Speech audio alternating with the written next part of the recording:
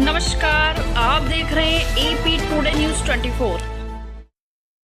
विकास नगर विधायक मुन्ना सिंह चौहान ने आपदा प्रबंधन को लेकर ली बैठक।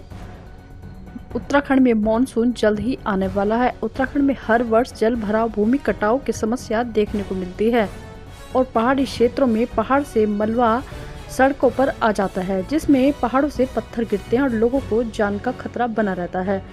इसको लेकर विधायक मुन्ना सिंह चौहान के द्वारा आपदा से संबंधित विभागों के अधिकारियों के साथ बैठक की गई, जिसमें कि उन्होंने गिरासू, पेड़, विद्युत विभाग के खंभे और जल भराव की समस्या को लेकर संबंधित विभाग के अधिकारियों के साथ वार्ता की और दिशा निर्देश दिए कि आपदा से निपटने के लिए पूरी तरह तैयार रहे। विकास नगर से मनीष चौहान की रिपोर्ट। ये वैसे हम हर वर्ष वर्षा काल से पहले इस तरह की तैयारी संबंधी बैठकें करते हैं और जैसा आप सभी जानते हैं, बहुत सारी चीज़ें हमारे सरकारी तौर पर एक स्टैंडर्ड ऑपरेटिंग प्रोसीजर उसका पार्ट होती है। जैसे अभी एसडीएम विकास नगर ने बताया भी कि हमारे पास बाकायदा IRS सिस्टम है, उससे सब विभाग जुड़े हुए हैं और जो रिलीफ इत्यादि का है उसके नियत प्राधिकारी सब तय है। एसडीएम तहसील स्तर पर रिलीफ अधिकारी है, जिले में जिलाधिकारी रिलीफ अधिकारी है, लेकिन बहुत सारे डिपार्टमेंटों से संबंधित व्यवस्थाएं होती है जो जलभराव के कारण जिसमें जलभराव के समाधान के लिए आवश्यकता होती है, जहाँ पे भूमि कटाव इत्यादि के बारे में होती है। कोई पेड़ गिरने वाला है जो खतरनाक हो सकते हैं, उसको पेड़ को हटाने की ज़रूरत होती है। कहीं बिजली का पोल इत्यादि कहीं पर कोई सुरक्षा की दृष्टि से खतरनाक होता है, तो इस प्रकार की तमाम सारी चीज़ें, कहीं नाले हैं उसको चौक होते हैं, उसको ड्रेजिंग करने की ज़रूरत होती है, क्लॉग्ड होते हैं उसको खोलने की ज़रूरत होती है।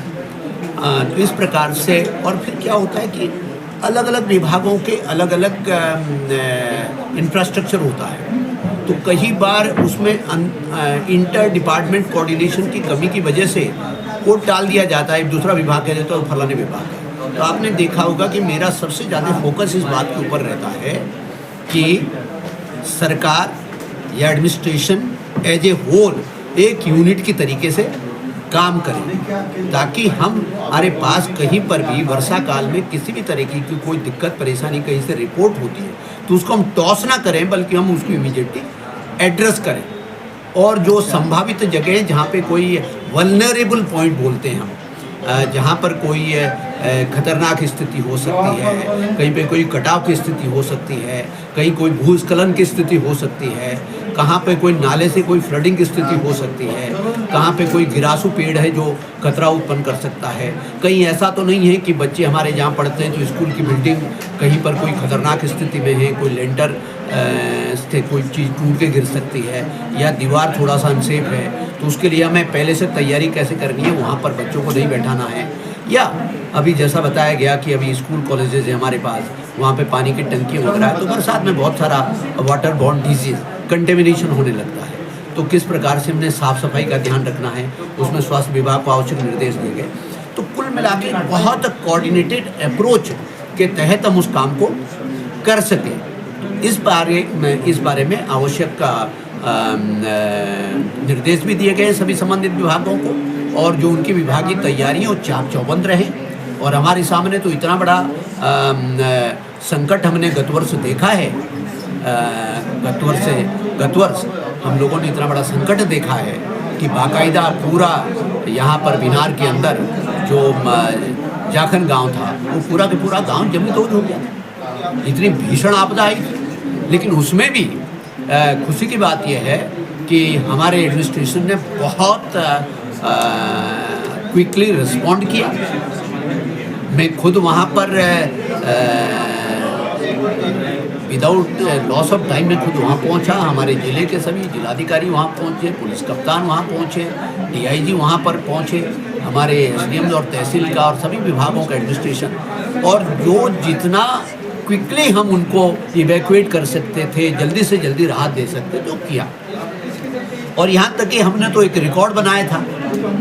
हम तो उत्तराखंड में पहले बने थे जिन्होंने साल भर के अंदर ही उनके रिहेबिलिटेशन का और रीलोकेशन का, उनको पुनर्वासित करने का प्लान भी कंप्लीटली ड्रॉ करके और भूमि आवंटन करने का काम किया था।